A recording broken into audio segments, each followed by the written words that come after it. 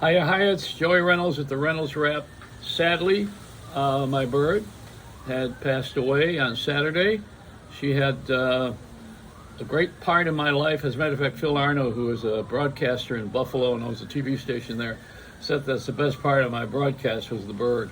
And I agree. I don't know. Well, she was a cockatiel, and they're very fragile, and she was free as a bird.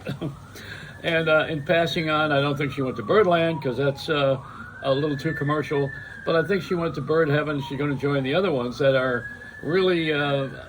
It's just strange because, the bird could do anything, fly around the house and do anything she wanted to do. But I think somewhere along the line, the veterinarian said she had some metal in her kidney. And I don't know how they know all of this stuff, but the same as they do with human beings, they take an MRI or a bird's eye view or whatever it is, and they take a look and see what's going on. And it's very sad when we lose a pet. Very sad because a pet is a family member at this point in time. She was everything to me. She represents love, and when you lose love, you lose everything. Speaking of that, that Sean Lennon and what's his other son, John Lennon's son, Julian. I had him on the show when I was on WNBC in New York, and with Yoko, and they were trying to get a singing career going. And now he's redone "Imagine," which is the great song about world. Well, it was about the Vietnam War at the time. For John Lennon sang that about the war, and imagine there's peace and the world. I did a whole thing about Imagine. And I, other than that, I mean, I did my own version of what I thought we should have. People have been saying a lot of good things about it. It's online, and you'll be able to see it on my Facebook, just so you know. I'm not going to sing it. It's not what I do. And Les Paul's guitar, let me tell you, I have a Les Paul guitar, which he signed and gave to me personally. But it's got my name on it, so it's not valuable. When you got a person's name on it, that takes the value away. It's valuable to me. But you're selling it to someone else. Today they're doing Kurt Cobain's guitar. I think at the Hard Rock in New York. They're looking for $100 million from a guitar. Probably just got his signature on it, and it doesn't say to any particular person. So therefore, it's worth a lot more money. That's what they say. But whatever the case, I'm mentioning it because the Les Paul guitar is far more important to me than the Fender. Why? Because I was friends I wasn't friends with Fender Bender. I was friends with Les Paul. He was a mentor to me, and I miss him. I'm just celebrating all the losses today. I'm feeling sorry or sad. I'm sorry for myself and sad for my feelings because we've lost so many good people, and I've outlived a lot of my enemies, fortunately. Now I don't want to be working on my friends. So Art Volo has mentioned that I held up the inflationary can of the new Coca-Cola can, and he said you should hold the one next to it that's the large one so we could tell, because you wouldn't know ordinarily, but everything has shrunk. And that's what Les Paul used to say to me, you got to allow for shrinkage. I think he meant other things besides Coca-Cola. But, we had this inflation that's hit us, and a pumpernickel, is now pumper dime. Things are so bad I had to have cock soup. This is unbelievable how we are living with people wanting to make up for this pandemic by charging more. This is my thinking now. A lot of people are blaming it on delivery and blaming it on people not going to work and the government sending money so people didn't have to work, and it goes on and on and on. These talk radio things that you could go crazy listening to all of these opinions. But here's mine.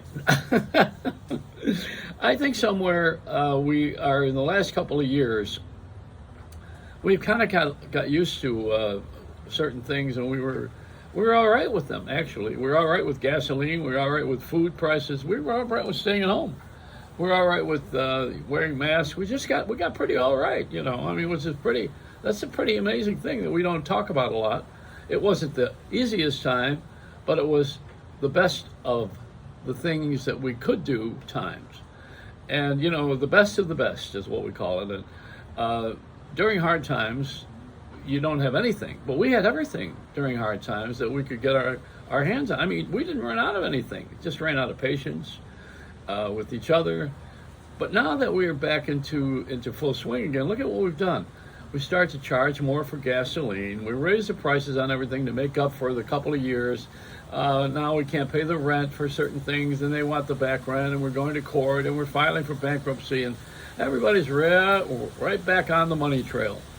And even, I made a record years ago called Ma Bill, You Got Me by the Calls. That was for the phone company, which at that time was AT&T.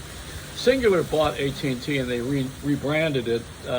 They didn't rebrand it, they paid for the name, because Singular was a phone company. And they bought the AT&T name, because this company is not AT&T, the originator. This is not the Alexander Graham Bell, Great Atlantic and Pacific telephone company.